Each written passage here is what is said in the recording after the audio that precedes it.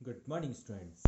प्यारे बच्चों, आज हम सरल रेखाएं और उसकी एक्सरसाइज 10.3 स्टार्ट करने वाले हैं। इससे पहले हम एक्सरसाइज 10.3 शुरू करें, कुछ इसमें इम्पॉर्टेंट बातें हैं, उन बातों को हम देख लेते हैं। तो सबसे पहले प्यारे बच्चों, किसी भी रेखा का व्यापक समीकरण या जर्नल इक्वेशन, कोई भी आपकी रेखा है उसका जो जर्नल समीकरण होता है या व्यापक समीकरण होता है वो इस रूप में होता है: a x plus b y plus c बराबर जीरो। ये ए बी और सी अचर पद हैं। अचर पद का मतलब है यहां पर कोई भी संख्यात्मक मान हो सकता है ना, जैसे 2 हो सकता है, -2 हो सकता है ना, और भी कोई संख्यात्मक मान ए बी सी की जगह होगा। ठीक है, तो किसी भी रेखा का जो व्यापक समीकरण होता है वो होता है a x plus b y plus c बराबर जीरो। अब इस रेखा से हम प्रवणता निकालते हैं, तो इसलिए हम इसे प्रवणता रूप बोलते हैं, इसे प्रवणता रूप में परिवर्तित करते हैं। तो किस तरह से इसे परिवर्तित करते हैं? तो करते क्या है प्यारे बच्चों, इस रेखा में y वाले पद को तो यहीं पे रखते हैं और ax और c को उठा के दूसरी तरफ ले जाते हैं। जब हम ax और c को उठाकर दूसरी तरफ ले जाएंगे तो ax भी माइनस का हो जाएगा और c भी माइनस का हो जाएगा। यहां केवल y को रखते हैं, इसलिए y का जो गुणांक होता है उसे भी हम दोबारा उधर ले जाते हैं और उधर इन्हें भाग कर देते हैं दोनों पदों को। तो ये हो जाएगा माइनस ए एक्स अपॉन बी माइनस सी अपॉन बी। देखो ये b उधर चला गया ना, तो यहां पर आ गया नीचे। अभी इसकी तुलना y बराबर एम एक्स प्लस सी से कर लो। समीकरण तो पढ़ा है ना अपने, रेखा का समीकरण y बराबर एम एक्स प्लस सी, तो उससे इसकी तुलना कर लो तो आप पाएंगे m बराबर है माइनस ए बटे बी, m बराबर है माइनस ए बटे बी और c बराबर है माइनस सी बटे बी। तुलना करेंगे ना जब इसकी, तो देखो m की जगह तो माइनस का a बटे बी लिखा है, प्लस c की जगह क्या लिखा है, माइनस का c बटे बी। ठीक है, तो ये याद रखिएगा, ये कैपिटल C है और ये स्मॉल c है। ये तो स्मॉल c है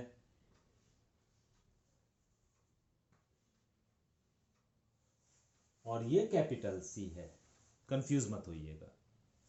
तो प्रवणता जो होती है वो होती है माइनस ए बटे बी।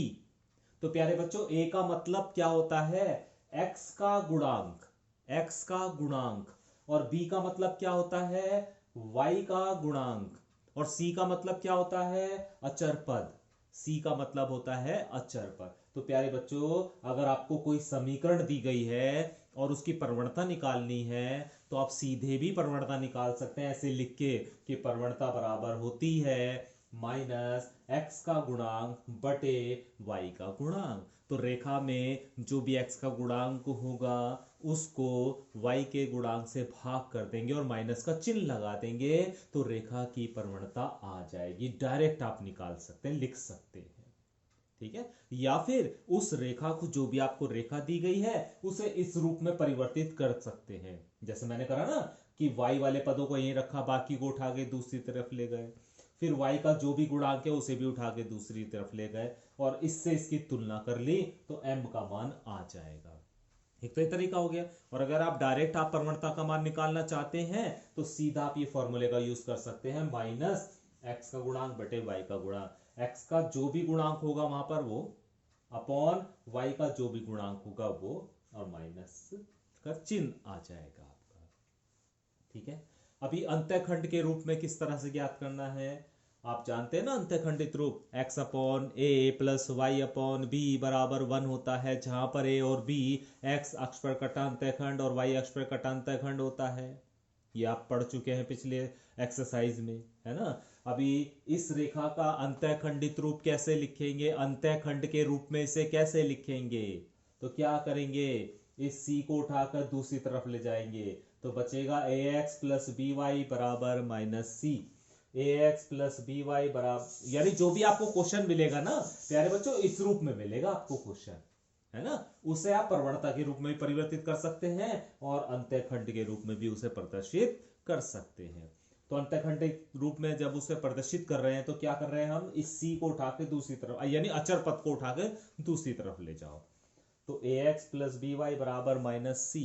अभी माइनस सी, क्योंकि आपने देखा होगा अंतःखंड वाली जो समीकरण थी उसमें था x अपॉन ए प्लस वाई अपॉन बी बराबर 1, यानी बराबर में 1 आना चाहिए, है ना। तो इसलिए यहां पर हमें 1 लाना है, तो माइनस के सी से दोनों तरफ भाग कर दो, माइनस सी से।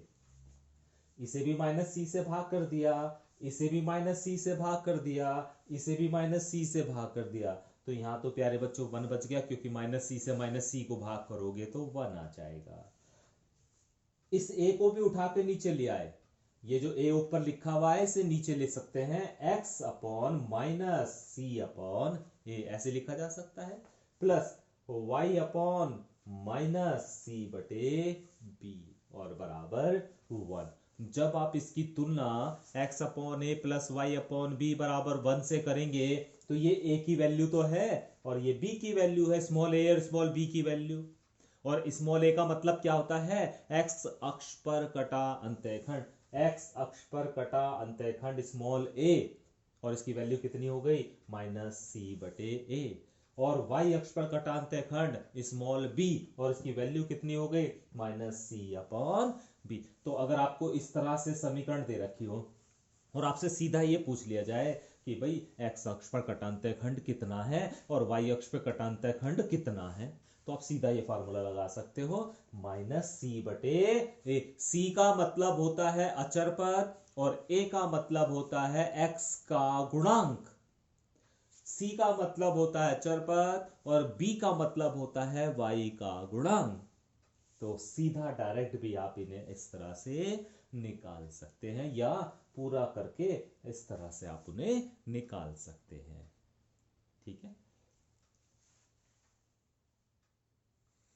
फिर होता है प्यारे बच्चों इसका लंब रूप।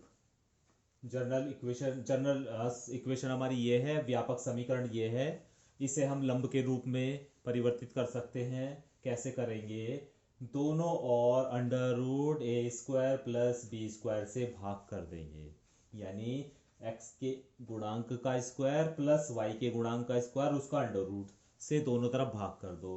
तो भाग करेंगे जब इन तीनों पदों को, तो क्या आएगा, ax बटे under root a square plus b square plus b y upon under root a square plus b square plus c बटे under root a square plus b square और बराबर 0।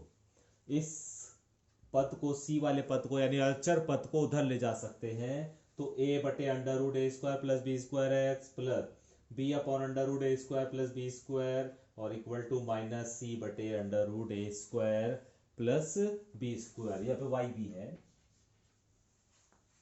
ठीक है। अब ये आ गया। तो आपने प्यारे बच्चों पढ़ा था ना एक इससे पहले वाला एक लंब रूप वाला जो फॉर्मूला था वो पढ़ा था ना आपने, समीकरण का रूप पढ़ा था ना, x कॉस एल्फा जमा y साइन एल्फा बराबर p, है ना। अब x cos alpha y sine alpha बराबर p, और p की वैल्यू काहे में आ रही है, माइनस में, जबकि p जो है लंब की लंबाई होती है और लंबाई या डिस्टेंस कभी भी माइनस में नहीं आती है। तो इसीलिए प्यारे बच्चों इसे हमें प्लस बनाना होगा, और इसे प्लस बनाया है तो यहाँ पर माइनस चिन्ह लगा दीजिए। तो ये हो जाएगा माइनस ए बटे under root a square plus b square है, minus b upon under root a square plus b square y और बराबर सी बटे under root a square plus b square.